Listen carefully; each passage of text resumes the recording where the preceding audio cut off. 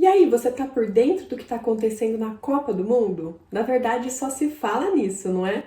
Inclusive, aqui no canal do YouTube também eu vou falar sobre a Copa do Mundo. Mas o que isso tem a ver com psicogerontologia? Calma que eu já vou te explicar. Se você está chegando agora no canal, seja muito bem-vindo.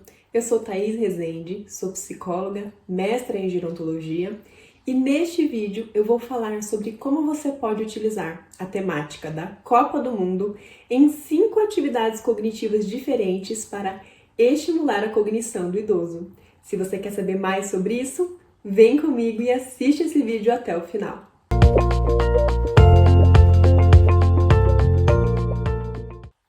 E aí, vamos aprender como estimular a cognição do idoso usando a temática da Copa do Mundo? Por que é tão legal a gente utilizar essa temática nos nossos atendimentos? Porque é uma coisa que está acontecendo agora. E isso ajuda também a desenvolver a orientação temporal dos nossos pacientes, a orientação para a realidade, faz com que eles estejam atentos também ao que está acontecendo no mundo, fora do seu ambiente familiar, fora do seu ambiente doméstico. Então eu sempre recomendo que você utilize as temáticas atuais, as coisas que estão acontecendo no dia a dia, no mundo, tanto na vizinhança quanto em outros países, para que esse paciente esteja também orientado para a realidade e, de certa forma, também orientado temporalmente. Então, eu trouxe 5 ideias de atividades para você estimular o idoso, que estimulam diferentes funções cognitivas e também algumas sugestões de como você pode adaptar essas atividades para ficarem mais fáceis ou mais difíceis, dependendo do nível cognitivo do idoso. Lembrando sempre que você tem que respeitar as capacidades e as preferências do idoso na hora de propor uma atividade cognitiva. Combinado? Vamos então às dicas. A primeira dica é um quiz, um exercício que envolve tanto a memória quanto a linguagem. Você vai então fazer algumas perguntas para esse idoso, como por exemplo, em que anos que o Brasil ganhou a Copa?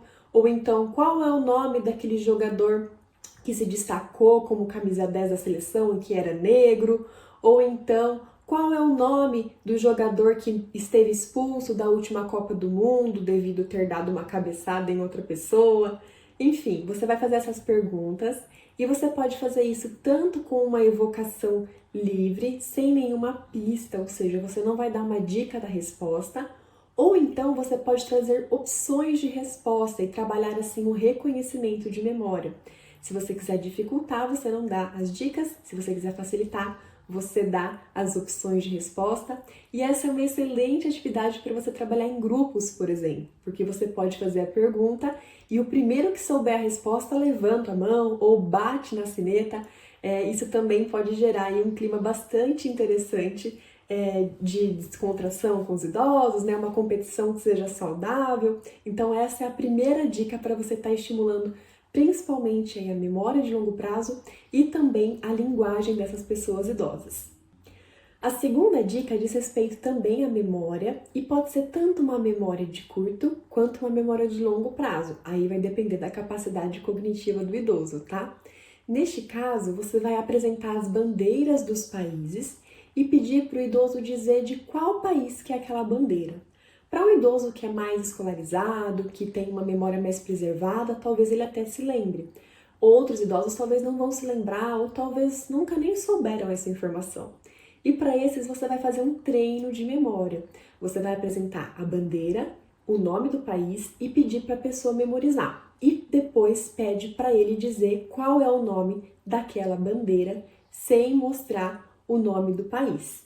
Deu para entender? Então você vai trabalhar tanto no nível mais difícil, em que você mostra a bandeira sem ter dado nenhuma dica do nome do país, ou então você faz um treino de memória fazendo o pareamento entre o nome do país, o nome, a figura da bandeira no caso, e pedindo para o idoso estar evocando, depois apenas olhando a bandeira, qual é o nome daquele país.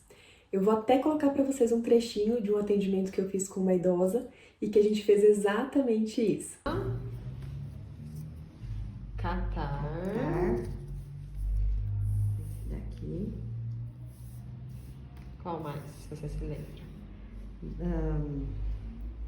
Estados Unidos. Isso. Esse é Canadá.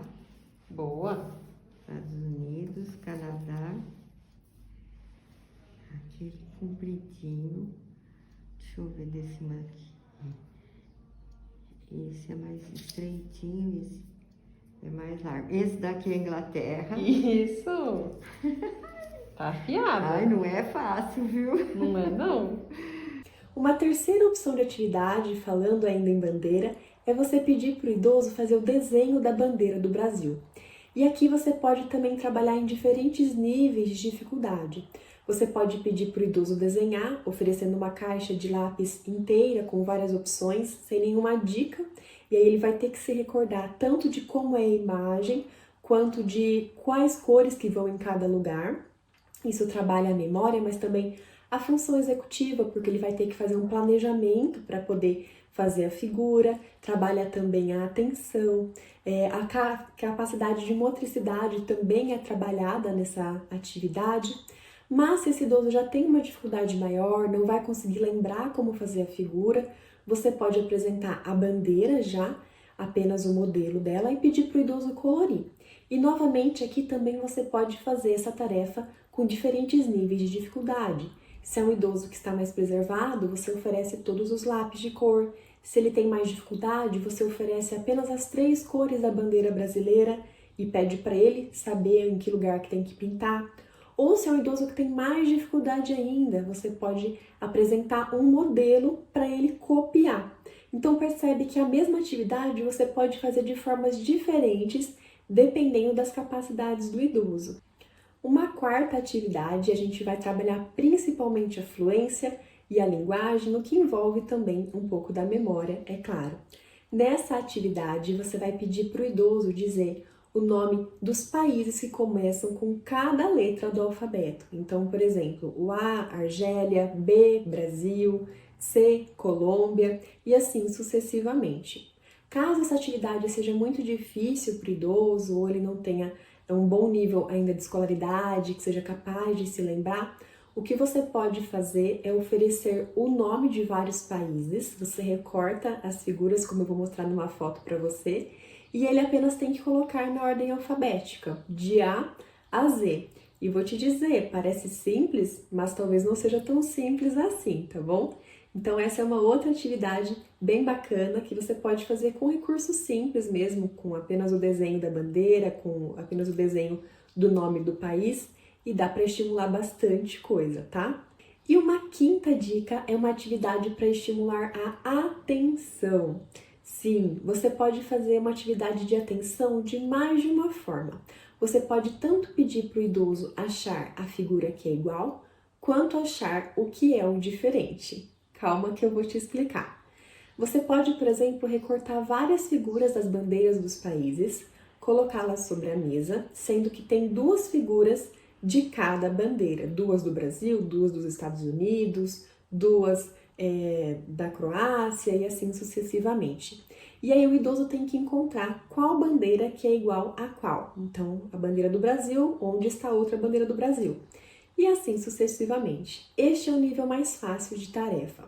Uma outra forma de estimular a atenção do idoso é achando diferente.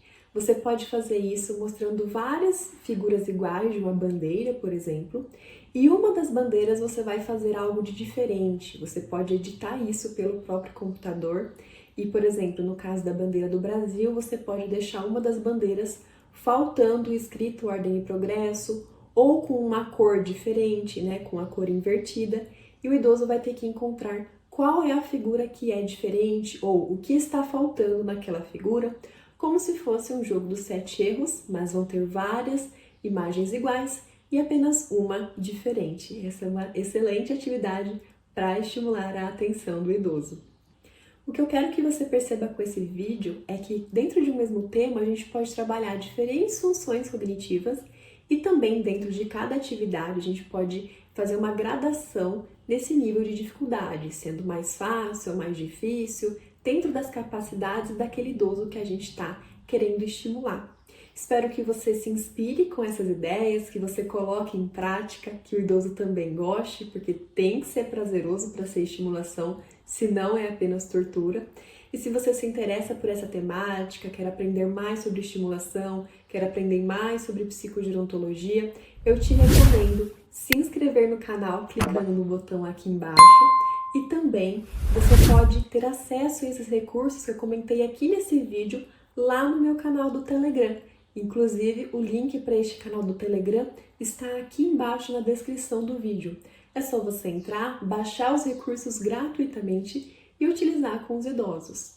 E se você ainda não me segue lá no Instagram, é só você acessar o Psicóloga Thaís Rezende, começar a me seguir e acompanhar os conteúdos que eu posto diariamente sobre psicogerontologia, cuidado com o idoso e autocuidado. Semana que vem tem mais um vídeo e eu espero encontrar você por aqui. Um super beijo e muita felicidade!